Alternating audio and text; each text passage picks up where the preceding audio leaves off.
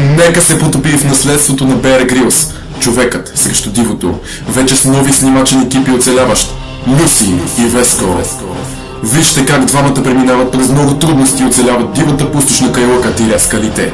Останете с нас и в първи епизод на Man vs. Wild. Кайлъка.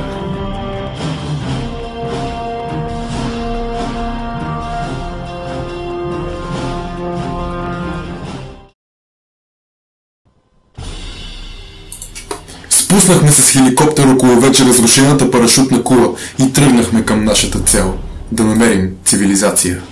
Ходихме с дни без храна и вода, ама един от двама ни хващаше диария. Това е много опасно в пустошта, защото човек се обезводнява бързо.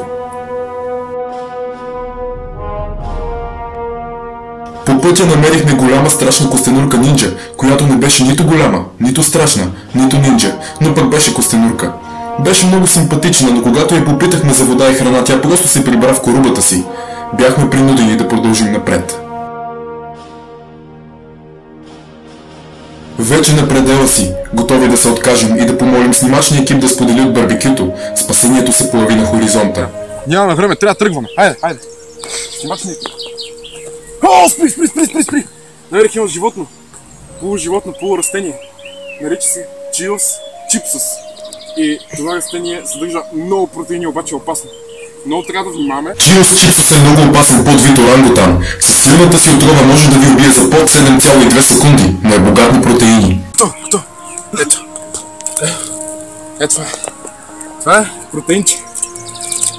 Мога да се нагоеш. Ето, даже още се е запазила. Още се е запазила храната отвътре. Виждате? Ето това само каш. И ако не хванеш диария, ще оцелеш. Рече, не мога голям повече. Да. Миналата година заблуден турист опитал да се нахрани с Чиос чипсус и се задавил, след което загинал. След дългото и трудно пътешествие най-накрая намерихме стълби насред храстите, които вероятно водят към хотел Кайлъка.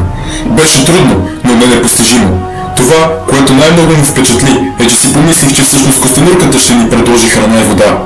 Нека видим какво Веско мисли за невероятното приключение, снимано вертикално.